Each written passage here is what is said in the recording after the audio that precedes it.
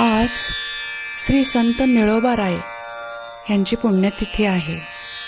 त्यानिमित्ताने आपण त्यांचं स्मरण करायचं आहे. वारकरी पंथातील हे अत्यंत एक श्रेष्ठ दर्जाचे असे संत आहेत. संत निळोबा महाराज हे वारकरी संप्रदायातील एक श्रेष्ठ संत आणि संत तुकाराम महाराजांचे परम शिष्य मानले जातात.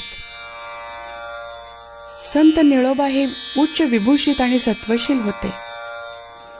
अहमदनगर जिल्ह्यातील पिंपळनेर हे त्यांचे जन्मस्थान.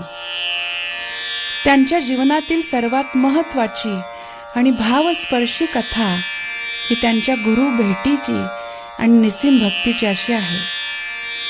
देवालाही परत पाठवणारा संत अशी निळोबारायांची ख्याती आहे.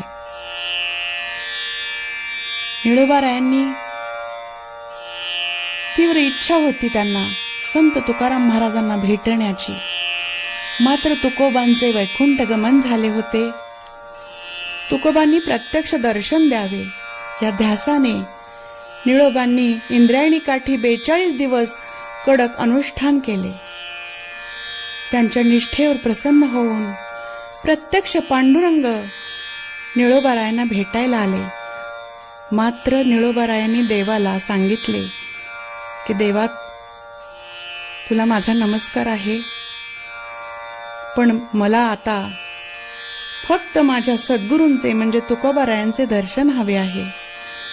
पांडुरंगाचे दर्शन घेतले निळोबारायांनी, पण इतकी ओढ लागली होती की देवाला सुद्धा त्यांच्या अविचल भक्ती पाहून अखेर तुकोबारायांना सांगावं लागलं की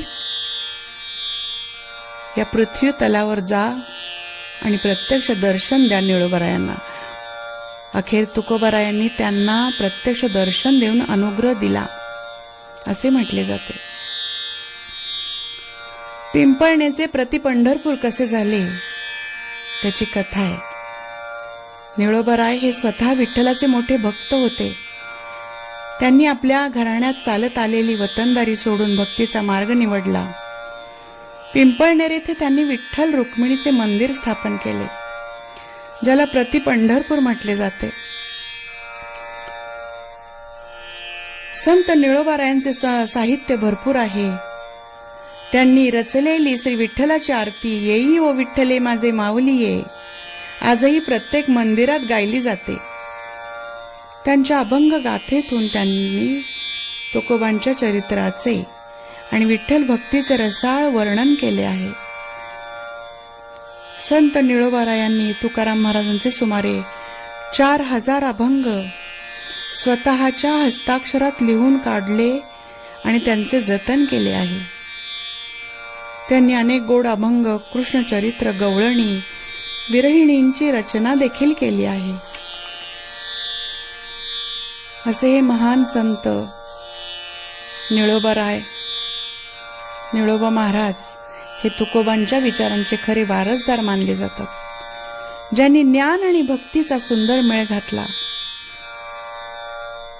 गोपाल कृष्ण भगवान की जय. जय जय रघुवीर समर्थ.